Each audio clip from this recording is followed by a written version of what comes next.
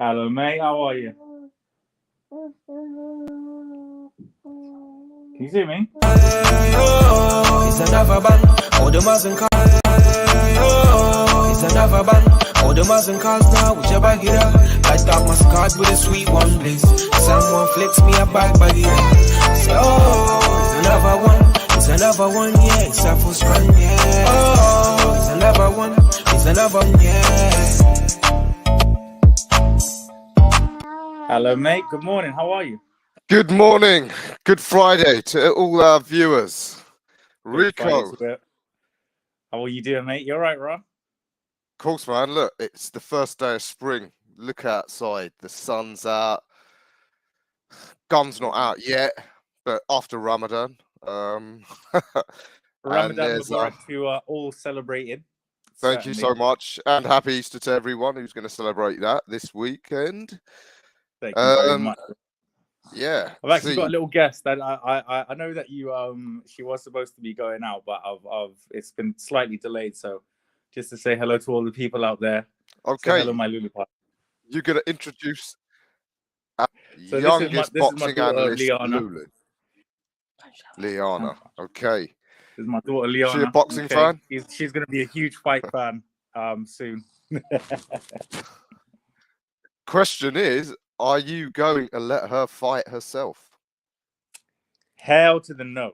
I think every fighter's father ever, every female fighter's father ever has said that, except maybe Katie Taylor's dad. Yeah, there's another young lady, Harley Whitwell from Cambridgeshire. Her dad is actually her coach. So you get quite a lot of that in the men's game, right? Which is which is brilliant. I mean, you've got.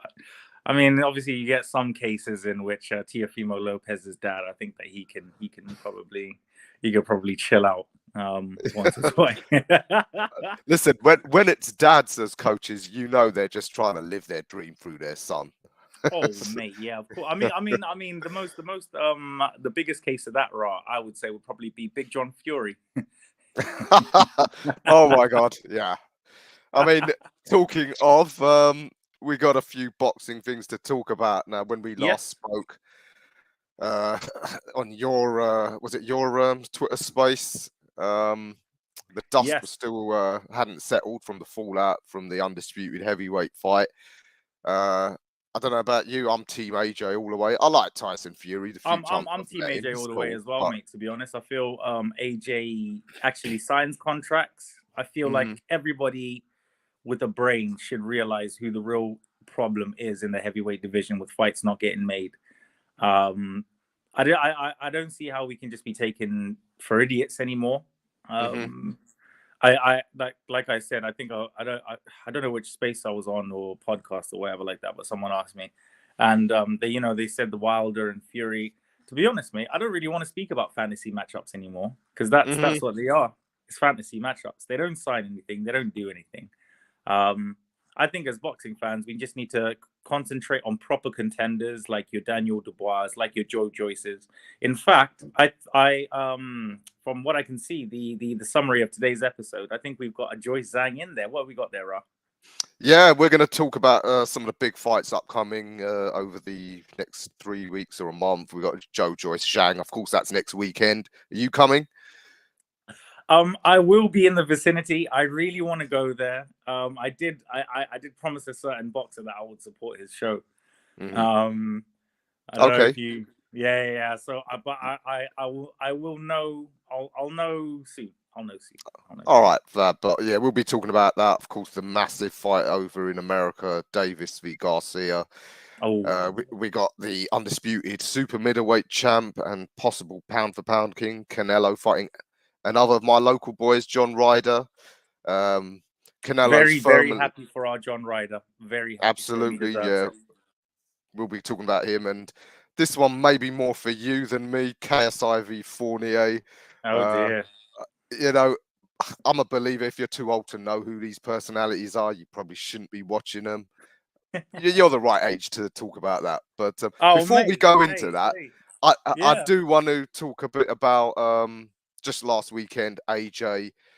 I mean, my boy just gets so much hate. And, you know, I was on Sport Desang's podcast trying to fight his corner. You know what? Yeah, look, I want to get your analysis because, like you said, you're Team AJ, like myself, and I'm trying to tell these guys. Years ago, I remember Lennox Lewis got knocked out by Oliver McCall, and he was gun shy as hell for a good 6 fights. It weren't till he fought Andrew Gallotta that he was finally uninhibited. And, you know, at that time, the late great Emmanuel Stewart, I remember in interviews he kept saying, look, I'll be honest, Lennox should be knocking these guys out with his talent, but he hasn't got that loss out of his system yet. That was Lennox Lewis, one of, if not the greatest heavyweights ever. Why are people so down on AJ? Yeah, look, you get beaten. It takes time. Sometimes it takes time to recover from that. What's your assessment of him? To be honest with you, mate, if we're going, all right. That was that was on the NSB space. Big up my guy Lee. Apologies, Lee. I did Lee, also go on to Sport Desang, so I'm going on to so many podcasts. I can't remember you all, so apologies. There's Lee. so many, Rod. There's so many. It's just like, oh my god. But to be honest with you, I mean, and big up Mr. Tony Ellis. We can see you there. AJ isn't a hypocrite. Look, right, like Lennox, and Lennox is probably the biggest example that you can use after getting so sublimely knocked out, you know, in the fashion that he did against Hasim Rahman. I believe that people have people that are not objective, who can't look at AJ for what he has done or what he is, will always see him, you know, as this because I'll tell you what, the common man hates sort of something manufactured, and if they feel that it's a product that's just been like designed by the corporate Eddie Hearn and this or whatever, no matter what the guy does, no matter what the kid does, he could have knocked out 5 Vladimir Klitschko's and people will still be critical of him.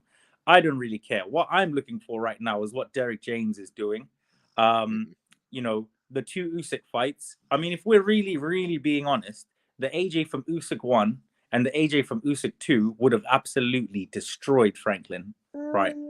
But he went in there. I saw the improvements. He was working off the jab. He didn't need to kick it into 2nd or 3rd gear because Franklin really, even though that he was quite fast on the exchange, he was, I don't know, I would say that he's world level, but very limited in terms of combination punches. He'll be kicking himself today, right now. Franklin will be kicking himself because he never went for it. You say that AJ never went for it. AJ didn't have to. Why?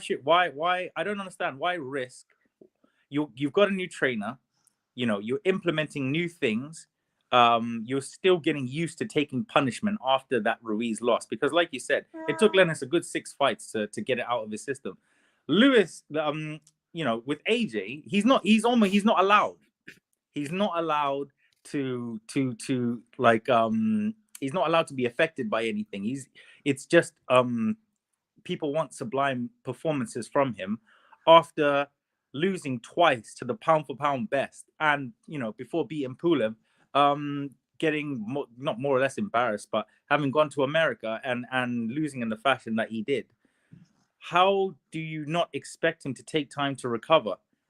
He done that, went back into the rematch with Ruiz, fought Pulev, then went straight into the Alexander Usyk fight. Who's doing that? Exactly. And Will, the degenerate boxing fan, just the sort of people I like. I'm a degenerate myself. So we big all up are, Will. Big up the degenerates. Not during Ramadan, but after. Yeah, listen, look at this. How many world titles fights he's had. I've had this argument with Queensbury's Dev Sani on Twitter. Like, look, Fury, 6 world title fights in a 14-year professional career. That ain't the resume of greatness. I mean, no doubt they have the goal to say that this man is the closest thing to Muhammad Ali. Muhammad Ali fought Sonny Liston, Joe Fraser. Muhammad Ali went through everybody in his division. The man finished 68 fights, 7 losses. Mm-hmm. Absolutely. I mean, boxing beats and rhymes. Big up to him. Another local boy of mine. He's done a whole video on this about greatness. Look at the stats. Most of these greats reach double figures in terms of the number of defenses. And in that sense, AJ, look, yeah, he's lost 3 times, but at least his number of world title fights has reached double figures. It's a dozen.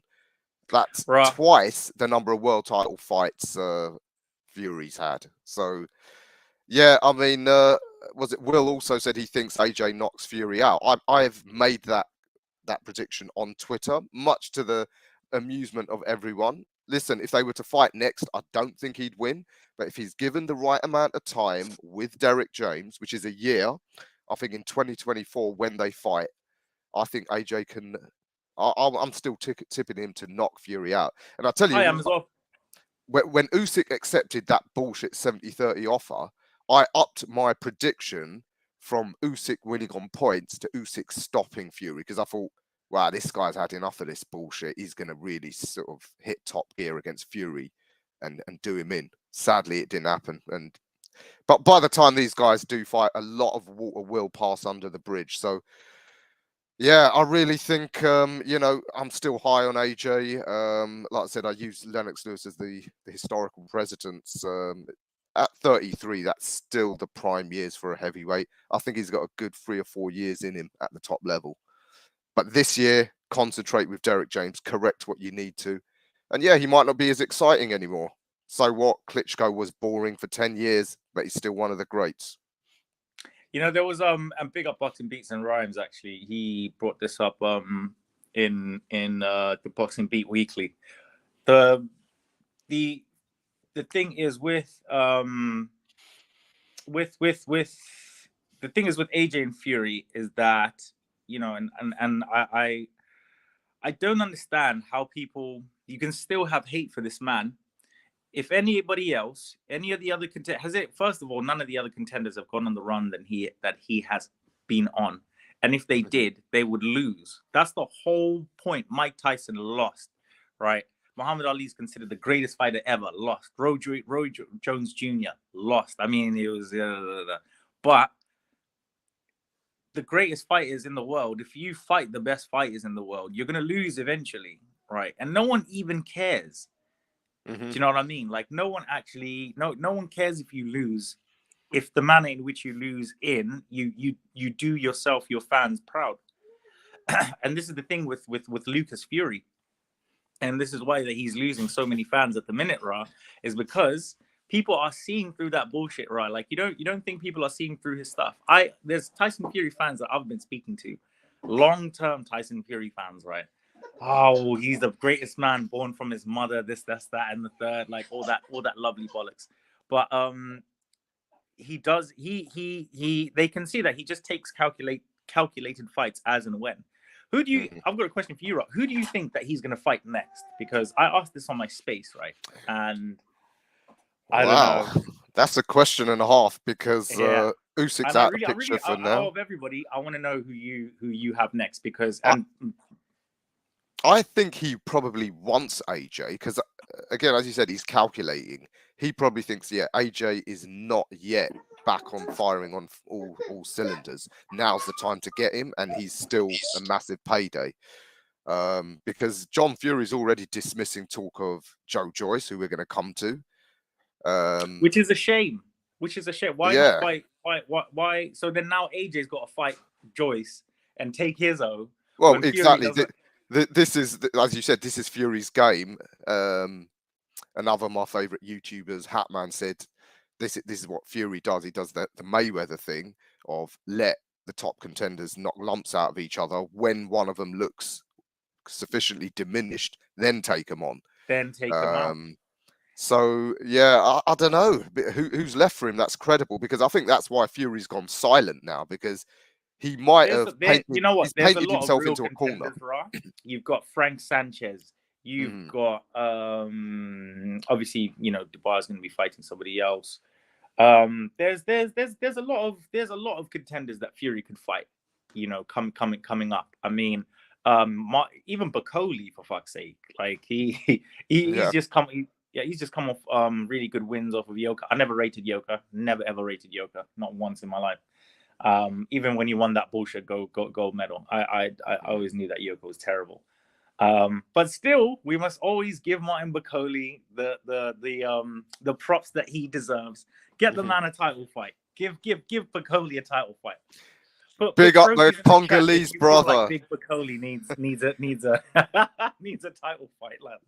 Our colleagues on the midweek show, both Congolese. So yeah, definitely time for the Rumble in the Jungle's after effects to finally play fruition. I'll tell you what, right? If you get Joyce AJ, I would not be surprised if you see that fight in Nigeria. Yeah, I mean, I don't know what the logistics are like in Nigeria. I know you got extreme poverty and extreme wealth, so I guess they could probably, a few Nigerian billionaires could probably put together the sort of right sort of arena and what have you. Exactly. Yeah, it'd be fitting for a show in Africa. Talking of African and Nigerians, can we go on to let's Joe Joyce? Let's get on the show. This is one guy who I am really high on is Joe Joyce. As the YB, one of the top trolls on YouTube says, YB, Joyce has LDB he's brilliant. Come on, he's brilliant. But he does make really good points in between all his comedy. And Joyce, he's got one of the best resumes of contenders for someone who hasn't yet fought for a world title. You know, going up against Bryant Jennings, really good. You know, it's in how many fights has he had? It's still 15 fights, 14 KOs. Boxer promised Akoli a fight in Nigeria. To be honest with you, Tony, I don't think he's getting past Chris Billiam, the Gentleman Smith, mate. So, you know, perhaps once Akoli loses and Boxer actually release him, and we won't have to watch any of his fights anymore. But yeah, what you make about Joyce? You know, one thing I'm worried about for the fight next week is we've seen with Dillian Whyte, if you are in that top position and you keep taking hard fights, as you said, at this level, keep taking hard fights, you might lose one of them. And I expect him to beat Zhang, but I wouldn't be shocked if Zhang upsets this. That man has his bones are 5 times denser than the average human. Joe Joyce is a mutant. Okay, Joe Joyce is a mutant masquerading in a man's body, right? No one is gonna crack that man's skull for at least another 5 years. Okay, I really like Joe Joyce. His style has never been the most No, actually, I take that back. He's a bit slow, Joyce. He's a bit slow. I think they all are. But I find Joyce entertaining. I think after the Parker win, especially the Parker win and the fashion that he done Parker in, stock has risen massively. I'm of the opinion where, and I really like the Dubois family. You know, big up Caroline. Just go watch the interviews if you haven't seen them. But I don't. How is it that he allows himself to be disrespected? By the man he beat and might have just changed his whole, like, we're talking about AJ having demons. Dubois, like, he's in hell at the minute, mate. Does he, right, explain to me, how does he have a title fight over Joyce? Yeah, after giving him the knee, bending the knee, right? This is very strange. I'd be interested to know what him and his management team are saying to Queensbury. I guess Frank Warren could argue, well, look, you'd have been out in the wilderness without me because no major promoters were picking you up. You're going to have to be patient. I don't envy promoters when they've got guys in the same stable. But yeah, they really should be telling Daniel. But it's the way that he does, right? It's the way that Frank. Well, do you remember that time during when Joyce had Dubois on his knees, right? And Frank was visibly upset. And a day later, Joyce signs a multi-fight promotional thing with Frank. It's like, who is handling the business here? Who's handling the business? Who's handling the PR for these fighters? Because the PR, has been terrible all around for everybody. Okay, the PR has been horrendous. But for Joyce to because would it not make more sense for him to have gone to like a Matchroom or somewhere else? You know, I mean, you might not have been the priority, but you would have at least got the bigger fights. Well, I mean, the YB, he made a good point on his show that if Joyce had gone with Matchroom because of AJ's decline, Eddie Hearn might have pushed him more to try and get those belts back, because at this point, Joyce looks like a much safer bet. Ayaz, I do understand the WBA mandatory does come first, I think, but the way that the mandatory system, if you actually look at it, is a little bit weird, because you have the regular champion, and then you have the super champion. They made the super champion so that they didn't have to have mandatories. But now, yeah, the rules do. You're right; they seem to keep changing. But I don't know whether at the time when Joyce and Dubois fought, obviously Frank Warren didn't know that he'd later have to get Dubois a WBA shot.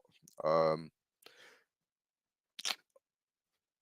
right, I don't know if Rico's got technical issues, but yeah, Ayaz, good point. It does make you wonder. I think Frank Warren did address the situation briefly, I think, on an interview. Sam Jones did ask him, why are you trying to push the rematch? And he said, well, look, I'm still his promoter, so I've got to do the best for him as well. But Rico's right. It does seem like Queensberry are blatantly favouring Dubois over Joyce. So Joyce is once again seemingly pushed to the back of the queue. Everything okay, Rico? Yeah, sorry, mate. Sorry about that. A little bit of technical difficulty there, but yes, Joyce. So yeah, sorry about that. What I was saying, because then they introduced obviously the franchise champion with the WBC, but the WBA were the first ones to introduce a non-mandatory system by having a super champion. So now they're bringing back the mandatory system. Like, it's just a mess, to be honest with you. But look, whatever. I get it. Whatever. You kind of just stop asking questions as a boxing fan as the time goes on. But look, you've got Dubois, a real fighting man. Daniel Dynamite Dubois has my eternal respect, because him and Shane McGuigan, I don't know how they're going to win. I'll be honest. I have no idea how they are going to win. But if anybody can do it, it's Shane McGuigan. I would say he's the best trainer in the UK at the minute. Yeah, I'd go with that. Saw an interview with him. Both him and Frank Warren think, well, actually, Usyk's old. But I do somewhat suspect, again, people are underestimating how good Usyk is. They need to shut up. They need to shut up, because if Usyk was old, Luke would be fighting him right now. So don't. And you know what, Ra? I'm going to go one even further. Deontay Wilder. People are talking about Deontay Wilder being this and that, and he's a contender. The man is 38 years old, turning 39 this year. So he's Klitschko levels. So whoever beats him now, I don't want anyone to give them credit. Because AJ can't get credit for beating Klitschko. Are we playing by the same rules? Is that what come on, come now. You know, boxing fans don't play their same rules. There's one rules for your favourite and one rules for everyone else. Oh dear. I mean, that show, if you're going to come to it, there's a couple other guys, in particular, the kid that's obviously potentially causing waves. Young Moses Itoma targeting that record of Mike Tyson. I am a huge fan of Moses Itoma. Me too. Huge fan. I think that kid is going so far, right? I've never, and I know that we say this a lot with these type of athletes, but I've not seen viciousness from an 18-year-old child before in my life. Yeah. I mean, he looks like a killer, Ra. Since the age of 15, he said he's always felt like an adult, and he just does come across as a mature adult to me. He's a freak of nature. I bet he's from the Nairobi tribe. I bet he's from Nigeria as well. Guaranteed. Oh yeah. His father's Nigerian. His mother's I think Slovenian or Slovakian. Yeah, unusual mix, but yeah, But I tell you what, again, they've upped the opponents. These two knockovers. If he's gonna get that Mike Tyson record in 2025, He's not beating that record. Will Lynch says, can he make 28 fights in 2 years as a pro? Boxing beats and rhymes. Again, he addressed this. Mike Tyson could do it back in the 80s because there weren't the health nowadays with the amount of, medicals you got to pass and how few shows are on, I don't think they can get that many fights in. That's why they're saying 8 fights a year. But this is why Top Contenders are, this is why they've been dulled like this, Rob, because they're just not active. They're just not active anymore. You can't be fighting once, twice, not even 3 times a lady. Like, do you know what I mean? Like, you're fighting once or twice a year and you're looking like shit, right, in your next fight because you're so inactive. PBC fighters are, I would say, are notorious for this. There was I had a space and there was some little dweeb that keeps on coming on. His name is Sakib. I fucking hate that guy. And he was actually saying, and he was actually saying that no, PBC they do cross promotional fights and this and that. It's just like, but they have to. Why do you think Ryan and Tank is being made now? And this is a great bridge going into it. But I really want to get a final prediction from you from the fight and everything. But why do you think that the PBC are doing cross-promotional fights? Showtime and Fox, right, are in disarray at the minute. Okay, they overpay their fighters, so they fight only once a year, while trying to appease their other fighters by trying getting them out more in their other cards. But the undercards are shit. It's like, I don't know what's going on over there. But I want to get your Zhang and Joyce prediction. I think that Joyce is probably going to have him out in the 4th round. Oh, okay. No, how I predict it, I think exactly Joyce will have a couple of rocky early moments because Zhang, he is dangerous early, but he fades, not surprisingly, at his age. And I think Joe Joyce is the last fighter in the world you want to fade against. So I think he Joyce fades will. You. That's what the Joyce does. That is it. Yeah, I think the Juggernaut will build up a head of steam and stop him rounds 8 to 10. Yeah, not too dissimilar to the way the Joe Parker fight went. But one thing, Ron, I would just like to give a lot of respect to Bang Zhang, the Dynamite Zhang, China Zhang out here. I would love to, because you know what, right? Filip Hrgović, you should be embarrassed. If you are watching this, buddy, you should be absolutely embarrassed by losing to a man. You lost. You didn't win. You did not win that fight. He lost to a man with what did Rack say? He had this guy had organ failure. He got I think maybe he might have been shot in there or something like that. You're losing to a zombie, bro. Is that what you've done? Yeah, no, big up to Big Bang Zhang because he took the Hrgović fight when all these other top 10 contenders didn't want it. And then he's going in with Joyce, who no one else wants to go in with. So, as you said, weekend after that, it's a massive weekend. We obviously got the big fight here in Cardiff, but one of the biggest fights in boxing at long last, the so-called Four Kings, 2 of them are meeting. Now, part of me, the sulky boxing fan in me, wants to mug this fight off because they've kept us waiting for so long. But when the time comes, I'm going to watch it and be excited because this is going to be, it's got the potential of being so explosive. You high on this? I am very, very high on it, buddy. I'm first of all, when it was announced, right, and I saw Oscar and everybody and what they were saying, this is why I say the current boxing fan is very disrespected, is because they made it out like you should be happy that we made this fight. How I read that was like, I should be happy that you are putting on a good product for sale to make yourself money. Come on, bro. Okay, you don't need to. You need to pull finger. You need to be doing more of these things, bro. Okay, first of all. All right. Second of all, I'm very proud of the fighters, mainly Ryan, and I'll tell you why. Because for the last God knows how long, I've had to hear about Ryan Garcia wanting to fight Tank Davis. That's all he's wanted to do. I want Tank. I want Tank. I want Tank. I want Tank. I want Tank. The fact that Tank they have weight drain clauses and all of this type of nonsense, that just tells me that Tank is scared. He knows that Ryan could take him out. He knows the quickness of Ryan. It usually takes Tanks just lets off rounds from 1 to 7, 1 to 8 Mm-hmm. max.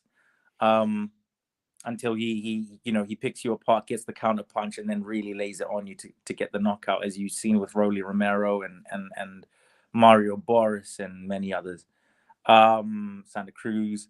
So I think if Ryan doesn't get him out early, I think Tank is going to get him out late. Okay, so you're definitely still with Tank Davis on this. Is this off the back of? It's very much head. I'll say head heart. I've not really got a dog in the race, to be honest with you. I just really want to enjoy this fight. Yeah. But I my prediction was that Tank will take him out in the 10th round. Interesting point from Will. Tank is not the guy people think he is. If he was, he wouldn't have had to go this far to agree to the fight. I agree with you, Will. I mean, Fair 28, play, Will. and this is essentially your first super fight. One thing that winds me up about Tank, it's not so much Tank, it's more Leonard Ellaby's endless, pontificating. And I still want that Ellaby Hearn on a Misfits card, Ra. I still Come want on, that isn't it a sad state of the sport when two promoters would probably sell more than them, but yeah, we're gonna touch on it. We're gonna touch on it after, but yeah. I'm not high on Tank for that reason, but at the same time, I went off Ryan after he beat Luke. That was a final eliminator, and instead of taking his world title shot against Haney, he goes missing. He said he had health issues. Okay, fair enough. If you got health issues, then go and sort them out. But whilst he's got health issues, he then pipes up to say, "Oh, I would have knocked you out, Haney." When Haney's had some somewhat flat performance, I think, nah, look, if you're ill, you don't come commenting back. Champion out there right now. That young man, I feel so sorry for that young man. For the past 4 years, right? Maybe even longer than that. I don't know if it's just because of the association at the time with Eddie and DAZN, and they were beginning to build a platform around him and everything like that. But for whatever reason, Devin Haney's just so disrespected. How is an undisputed champion not on the pound for pound list? I don't understand. Absolutely. Off your own Ring magazine pound for pound list, in which he is a champion. So I just don't understand. Now he's fighting Lomachenko. He's fighting Lomachenko at 135, having half kill himself to make that. That fight for me is very dangerous, Ra. And I'll be honest with you, I'm very concerned for Devin Haney's health. As a long-time Devin Haney fan for the past, let's say 5-6 years, all I've seen him fight at is 135. He is a young, growing man, right? Yeah. At 22 years old, 21 years old. You can't stop bone weight. We all saw what he looked like in those 2 Kambosos fights. Oh, yeah, he looked so gaunt.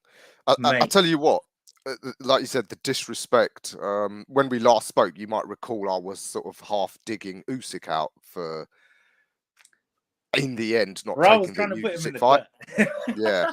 But I'll tell you what, you want an example of someone who really will make every concession because, look, I want this fight. I want to be undisputed. That was Devin Haney. It's like, okay, I'll go all the way to Australia. I'll take the same deal as Loma. Twice. And I'll take the short end of the purse twice. Why? I'm that sure I'll beat you. And I really want to be undisputed champ because once I'm undisputed champ, I'm the man.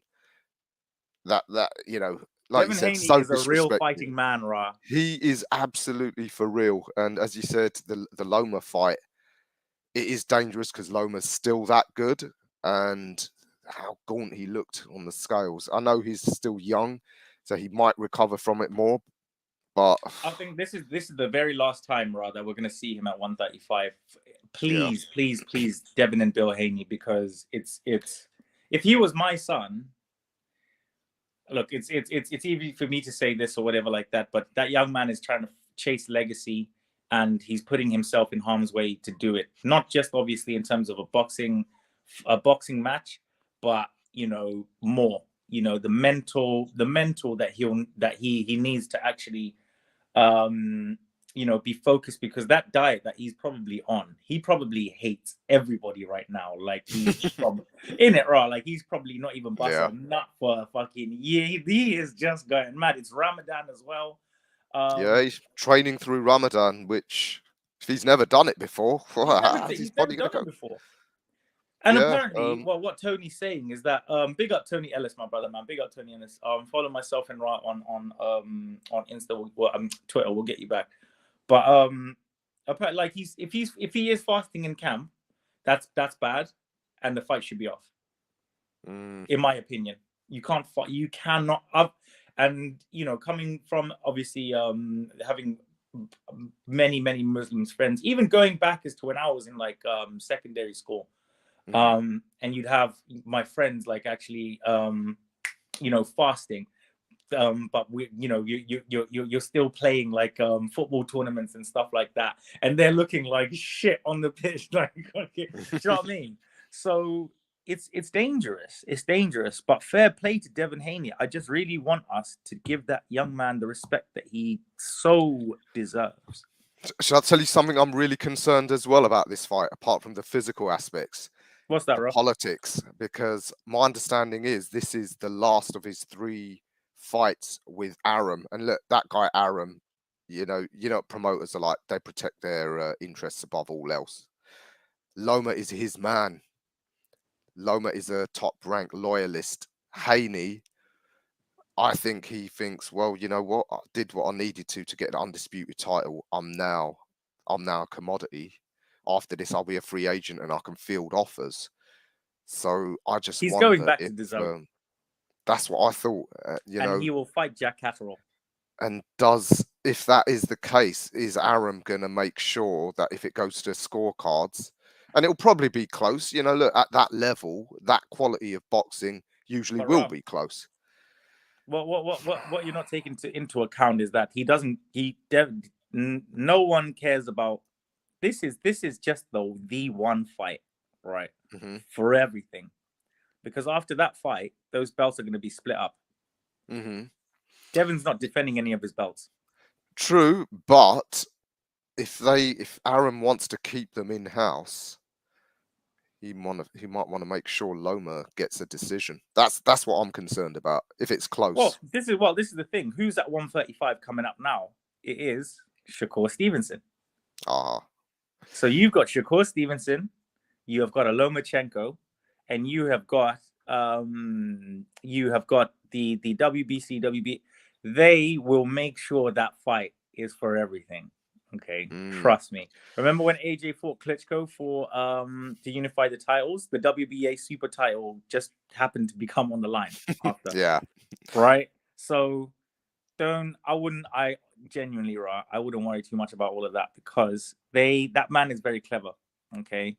And the 135 scene at the moment, because you've got the Shakurs coming up, and you've got, you're quite a lot of contenders coming up at 135.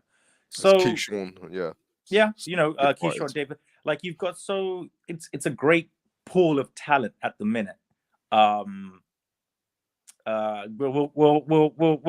We've got one more segment of the show left. Spokady, sorry if I'm saying it wrong. And we're gonna give you our Twitter handles and everything like that. Ryan and I will be doing the show once a week anyway, so don't worry, guys. Thank you everybody for tuning in as well. But yeah, like coming to the 135 scene, Lomachenko isn't even a 135 pounder. He's 126 if we're really, he's a 130 pounder, to be honest with you, if we're really going. Yeah, that was probably his best weight. Yeah. That was his best weight right now. So he's having to fight 135 pounders to bridge the talent gap, because there's no one at 130 that would actually give him some juice at the minute. And you've got who's my guy, Ortiz or Valdez? Who's at 130? Sorry, who fought Shakur for the titles and lost? I can't remember his name. Valdez. Apparently, he's going through the business as well. So Arum right now is in hell. So he needs Loma to be firing on all. That Loma Shakur fight. Oh my God, that will do numbers. Because even if Loma loses on points to Devin, it's not. Do you know what I mean? Like this is just a one-off fight at the minute, right? Valdez, yes, Hazzy. Thank you very much, Valdez. So I think Valdez is going through some shit right now at the minute. So I don't know if he's going to be fighting soon. I don't. But yeah. But as I said, Lomachenko is the ticket seller. He's one of Aram's biggest prized possessions. I know what you're saying, but Shakur Stevenson, it will replace him. He's probably the future. But on back onto the Garcia, Tank Garcia fight. You're going with a Tank knockout late, are you? I'm going with a Tank knockout late or a Ryan Garcia knockout in the 4th. Okay, so a knockout either way. I wonder, do you buy into the notion that Garcia is a little bit more fragile because of the way Campbell dropped him? No, because if you look at the scenarios in terms of experience that Luke Campbell had compared to Ryan Garcia, he made up for the talent factor with the experience. So Luke Campbell fought Linares obviously before Devin. Luke Campbell's been in with all of them. You know, he just didn't have always the bridesmaid, never the bride, Luke Campbell. And I feel really sorry for the geezer because he gave us some entertaining nights, but he just never had that.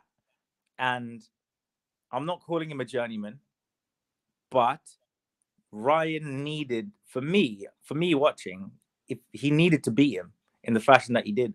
Yes, he got put down by Luke, but he needed to also get put down and feel what it's like to get back up. That's what fighting a real contender is. And if you think that Campbell is even a 10th of what Tank is going to bring, you're fucking out of your mind. I'll tell you what, though, I always labour this point when I see people in this day and age, they start dismissing a fighter because they get dropped, even if it's by someone low level. And I always make the point. Oh, Rico's back. Yeah. Sorry about that, mate. Sorry about that, mate. People keep on trying to call me. I'm just like, can you lot? You're popular man. Yeah, listen, look, Cassius Clay got dropped and nearly knocked out by Henry Cooper. Yet in his next fight, he beat Sonny Liston. Getting dropped doesn't mean you're chinny. But boxing fans are not like, to be a real boxing fan, I would say, right, you would actually have to say know the sport, watch the sport. Okay, you see Zhang getting beat by Jerry Forrest and then go on to beat Filip Hrgović. This is why we love this sport, because it's fucking crazy. Absolutely. Oh, just to finish on that, I'm going to give an off-key prediction. You know, I like to give my totally left field predictions. I love them. I'm going to go with a Ryan Garcia points win. I think early on, whilst Tank's looking for that opening, he's going to be feeling some power that he's not felt before. And it will take him a bit longer to find the range he was wanting to. And by then, it might be very late in the fight. And I think maybe late on, Ryan will have that scary moment. But as pretty boys often do, they do dig deep just to prove that they're not just pretty. Remember, Muhammad Ali and Oscar De La Hoya were pretty, but they were fighters as well. So I think I'm going to go for Ryan Garcia points. Probably a close one, maybe a split decision. They'll probably both go away still talking shit about each other, and it could. Oh yeah, for sure. But at least we might get trilogy. A rematch. Yeah, and then possibly a trilogy. Good fight, and if it's a good fight, give me another one. That's it. And once after this fight, you two stop fucking bullshitting and just go and try and unify some titles, for God's sake. Yeah. Absolutely. You've broken your big fight virginity. Yes. Now become promiscuous. Yes. Now whore around for all. All right. Another guy who doesn't need to be told to go out and unify the fight a couple of weeks after that. Back in his hometown, Guadalajara, Canelo fights our boy John Ryder. I mean, we know the Americans on our Twitter sphere are all trashing it, but when do they not trash a fight that doesn't involve an American? I think a good fight. And you know what? I think John Ryder is going to he's going to give Alvarez a hard time in front of his own fans. I don't see this being an easy fight at all. To be honest with you, very proud of John Ryder. Anybody that's been following John Ryder's career has known that that man has been getting screwed right, left, and center. Okay, they do it and not even pay him after. I'm really happy that he's got this Canelo opportunity. It was a bit dicey. I think Eddie was kind of planting the seeds for a long time for Ryder to get that fight. I feel after the Jacobs victory, that fight was more or less assured for me, for him. And then going on another platform and then fighting Zach Parker, who, you know, no one could have seen the hand injury. I was hearing whispers that he was going in there kind of injured before, and it was just he was leaving it to the dice. So fair play to John. I give him all the backing and I give him all the luck in the world. I think that Canelo will have a point to prove against our boy Ryder, which is really unfortunate. Because obviously people are looking at him getting pieced up and comboed by our favorite Russian, Bivol. And he's of the opinion, hang on, no one cares that I became undisputed in 1 year in 5 fights. No one cares that I did this. No one cares that I did that. They're calling me shit for losing to Bivol, who is a pound for pound fighter. Boxing fans are scum of the earth. I just want to just chuck that out there. But he has a point to prove. I feel that Canelo might knock him out in the 7th, mate. I'll be real with you. And I really, really love Ryder. I want him to win, but I don't think he can.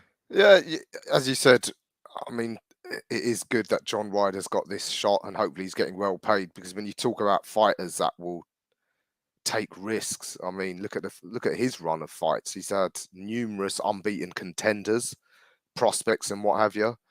No knockovers for him. He was probably lucky against Danny Jacobs, but then he was unlucky against Callum Smith. So bit of swings and roundabouts, and he keeps taking the hard fight. So he won that fight against Smith. John Ryder's the real lineal champion at 168. Okay, he is about as lineal as you could possibly get. Yeah. So good on him going out to Guadalajara. It is an almighty task. I actually think though he is gonna being southpaw and as short as Canelo. Bro, they look like brothers. They look like there's a DNA that needs to happen. We need Maury, Ra. We need Maury, Jeremy Kyle, and Jerry Springer. All 3 of them to find out. Maury Povich, yeah, we definitely need to do that DNA test, because why is it all of Canelo's brothers? They've all got black hair and fucking brown skin. Shit. Yeah, and Canelo's looks Scottish or Irish. So. Mike Daly, welcome. Hey, I know it's Good Friday. Everyone's having a lie-in. I had to set my alarm. So, yeah, no worries about being late. Next time, we'll hopefully have a more civilized time. We're just talking Canelo and Ryder, a couple of weeks away. Massive homecoming. Yeah, Mexican heat. I don't know if there's high altitude as well in Guadalajara. It's an almighty task. But if it's not the Mexican heat getting him, Raw, it's the Mexicans with heat, because Canelo in front of his home fans, adoring home fans. You'd expect him to put on a show. Do you think there's any mileage in the idea that maybe Canelo, is he on the slide? And bear in mind, on the slide doesn't mean shot, because if you're at this level, going down to this level, you're still exceptional. But could that maybe give John a bit more of a chance than if he fought him the version that battered Smith and Billy Joe?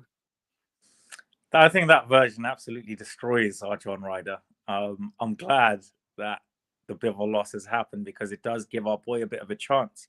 It just depends how you look at it. Depends on what your version of world and elite is. Because Usyk is elite, AJ is elite, but AJ losing to Usyk makes him a bum. So it's to some fans, Canelo losing to Bivol makes him a bum. It means that he's losing his edge. From what I could see from that third Golovkin fight, I feel like Canelo more or less in his prime right now. It's and this fight will probably tell us the people everything we need to know, because he's going straight into the Bivol fight after this, from what I've heard. So on the decline, of course it was always going to happen. You can't just unify a whole division, 5 fights with decent champions in 1 year, fight all of these legends, fight Mayweather when you're 22 years old, 21 years old, and not expect a decline around this time. I mean, how old is Canelo now? Canelo's what, 33, 34? The fact that he's been firing on all cylinders elitely for that long is exceptional. No doubt about it. And I'm a proud Canelo hater. So even I have to accept what he's done is exceptional. Just some of the things that some of the boys are saying here. Ayaz obviously saying, I don't think he's on the slide. Like Rika said, he just fought a pound for pound fighter at light heavyweight. Mike Daly just said Billy Joe version wasn't that long ago. Thing with boxing is, though, it isn't so much the time, but what sort of damage. Light heavyweight Bivol, not necessarily a big puncher, but not the feather-fisted fighter people think he is, but taking clean blows for 12 rounds at the age of 33, that is diminishing you. Now, whether it's diminishing you enough to be noticeable by a certain level of opponent is a different matter. But let's be real, the nature of this sport is the more you compete at the top level, especially post 30, it is diminishing you physically. But of course, the very good fighters like a Canelo, well, more than very good, the great fighters, they've got so much ability that you don't necessarily see it until you come across someone who's of a certain level. Question is Ryder of that level? Your view, probably not. What do the guys in the chat think? None of you think Canelo's on the slide. Does anyone think Ryder can give Canelo a significant test? I personally think he will. I think it's, again, stylistically as well, being short and a southpaw, I think he might give Canelo some frustrating moments in that fight. Almost certainly. Look, Ryder, we all know that Ryder's got somewhat of a dog in him. For me, it's how long, it's where he wants to assert his 6-7 rounds. Because I know for a fact that Ryder,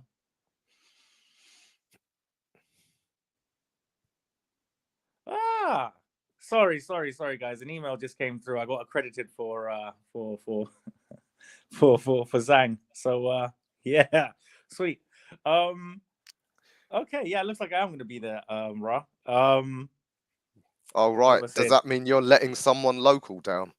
Not local, but we'll see. I'm going to chat to you after and stuff. Hopefully we'll see what's going on. But look, like I was saying, back onto the Ryder aspect is John Ryder has 6 to 7 good to great rounds in him.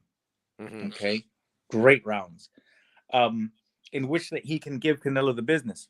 So he must use those rounds wisely, I would say, because Canelo has like 10 rounds that he can just give you the business.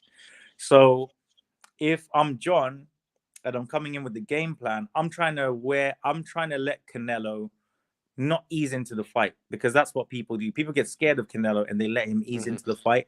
Anybody that's put it on Canelo from the get-go has had problems with. He's had problems with them. You can see from the Bivol fight. Bivol, even though Bivol is a freak of nature, that gas tank is something else. All he was doing was pumping him up, pumping him up. Boom, boom, boom, boom, boom, boom, boom. Canelo was even saying, yeah, come on, man. More. Come on, man. Okay, cool. Bang, bang, bang, bang, bang, bang, bang. Lose the fight. So, I mean, I'm no trainer, but they will have had to come up with a stupendous plan to beat that man. Because you don't have the gas tank of Dimitri Bivol. You don't have the talent of a Dimitri Bivol. And it's not me being an arsehole by saying that. It's just, if you want to achieve victory, you have to have some sort of you have to be realistic about it, right? So, absolutely, of course. And like you said, there's no shame in not being good enough to beat Canelo. Not at all. Not at all. You've made it there where you're fighting for the title. The last champion, Callum Smith, in the eyes of the world, you beat him in his own backyard. Right? He's a solid fighter, Ryder, and I wish him nothing but the best. And I'll be watching and I'll be supporting John Ryder to beat Canelo Alvarez. But your prediction is a mid-round stoppage? It's a 7th round stoppage for Canelo Alvarez. But my heart is telling me that man is going to take him out. If he does, I don't know. Maybe the 11th. I don't know. It's hard to bet. It's hard to bet for John without knowing his game plan. I'll be honest. Absolutely. As for myself, even I haven't got the balls to make an off-key enough prediction for a Ryder win. It's wild, isn't it, Ra? It's hard. It's too wild even for me. Of course, like I said, North London boy, gonna support him all the way. All the way. But I can't see him winning. But I'm gonna plump for a Canelo points win. I think Ryder will be tricky enough and game enough to see it to the final bell, and maybe at some level, I think Canelo might coast as well and not, really push it. I see that as well. I see that. Because he's not. It's not like he's going to have fans on his back. I just think that he's going to try and make a statement.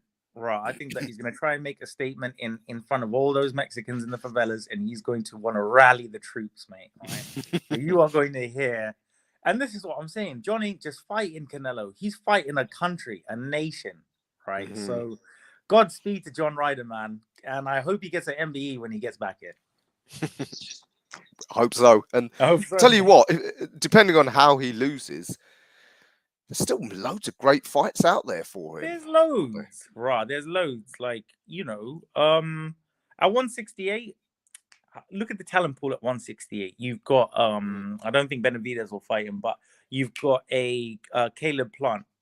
Okay, you've got there's loads. There's Charlo, well, maybe not Charlo, but there's there's loads of 168 pounders. You got Danny not Jacob, sorry. You've got Thingy's at 168 now. He's with the PBC, so it might be what's it? Andrade is 168. Yeah. There's loads of people at 168 for him to fight, man. So let's go in there, give a great account of yourself, and try and get the belts if you possibly can, mate. Yeah. That's it. Godspeed, John Ryder. Godspeed, John. Just to finish off, last one for this morning.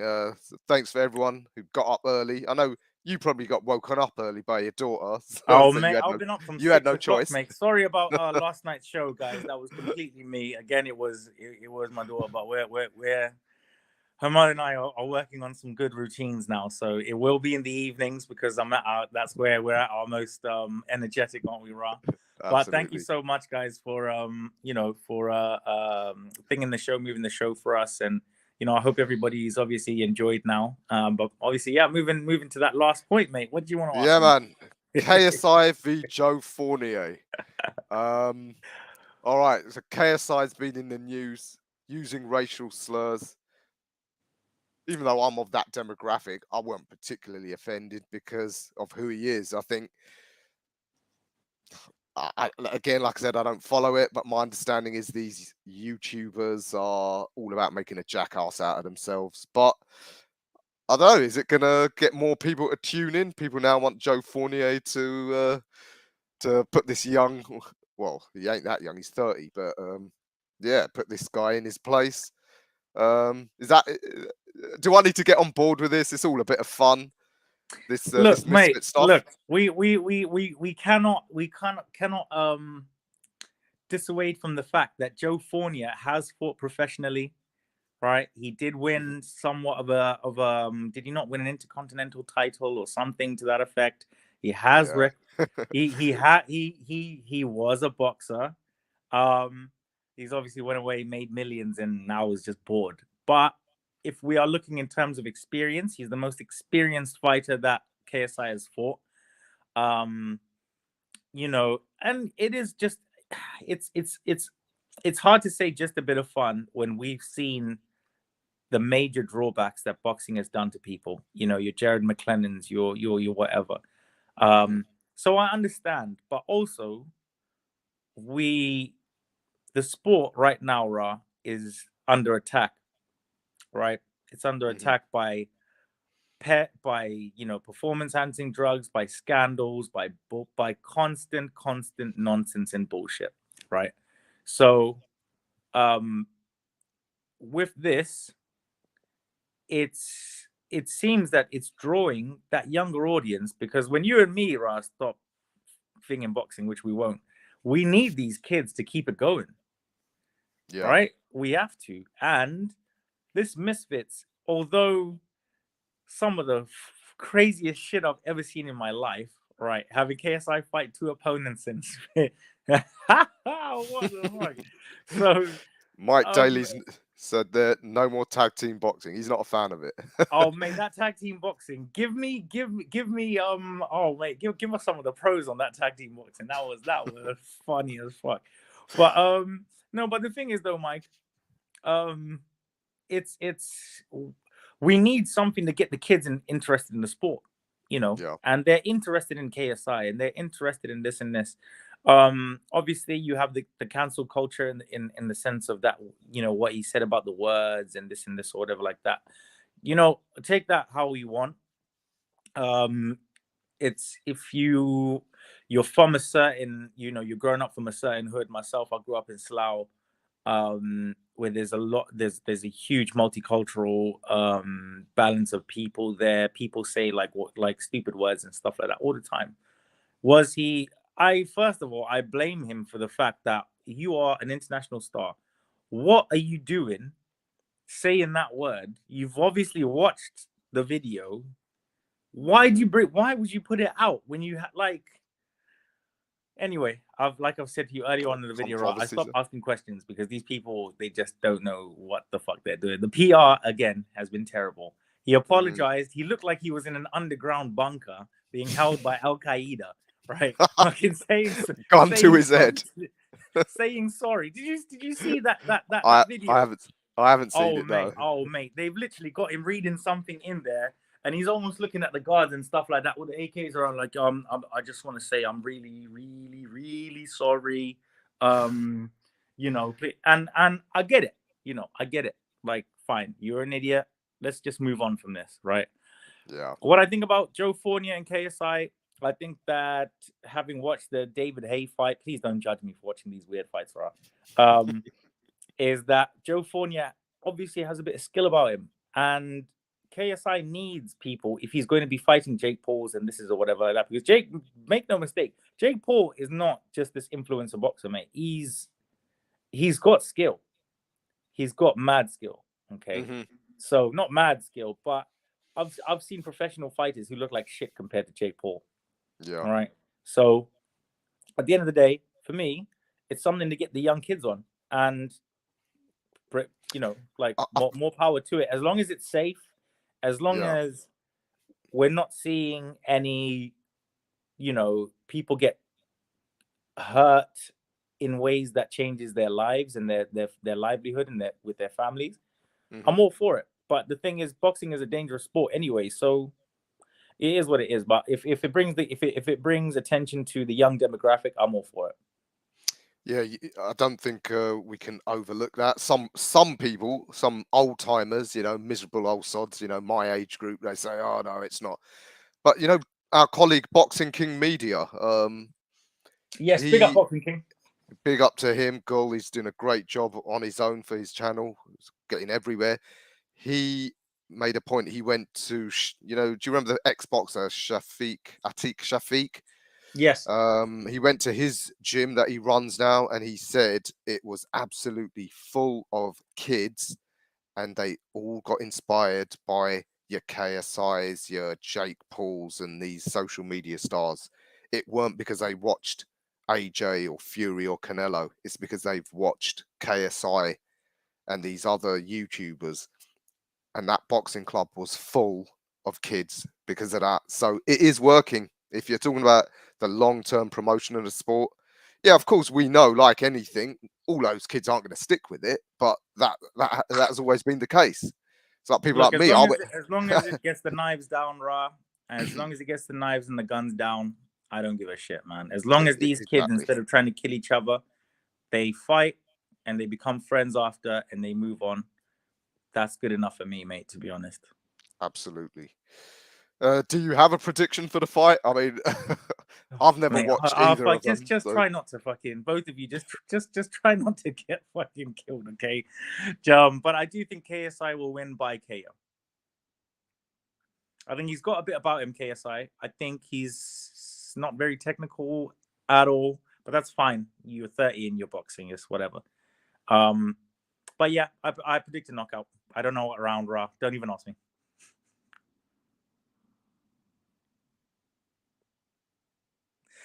I mean, look, it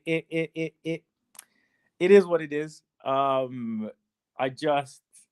just want both of them to go back to their families healthy. And yeah, that's pretty much it.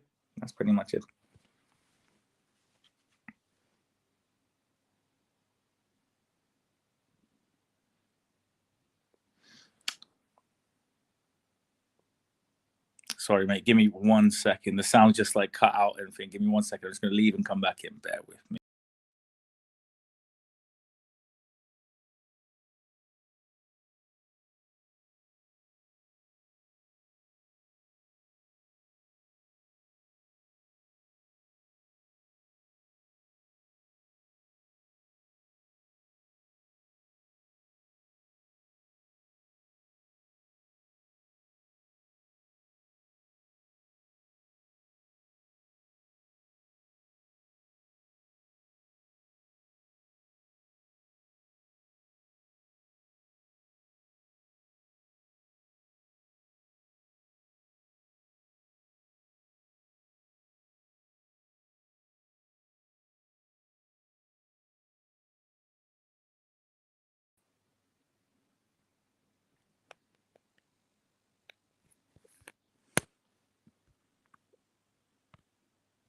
Sorry, mate. What the fuck? I don't actually know what's going on. The audio isn't coming out from me. I'm not too sure. Your sound isn't coming out from me, but I'm pretty sure that's pretty much the end of this show. So what I'll do is I'll let you kind of ride it out. Can you hear me? Yeah, you can hear me. All right, cool. Just wanted to say thank you very much, guys, for everything on the show. Ra, incredible, my brother, man. Thank you so much for an incredible morning, an incredible show, and the name is absolutely brilliant. R&R, right? I love that, honestly. But yeah, thanks for having us, and yeah, man, thank you to all the boxing fans that tuned in this very early morning. I'm very sorry. My oh, Rico's side is fine. Ra is muted. Yeah, Ra, you're muted. I'm out here thinking that is my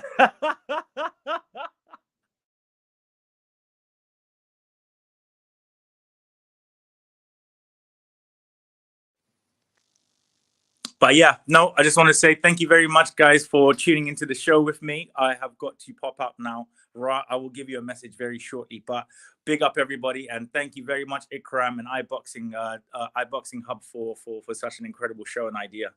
We look to be doing more of these. It's another band. All the Muslim cars now, whichever hit up. I start my cards with a sweet one, please. Someone flicks me a back by the end. Say, oh, it's another one, yeah, it's a full strand, yeah.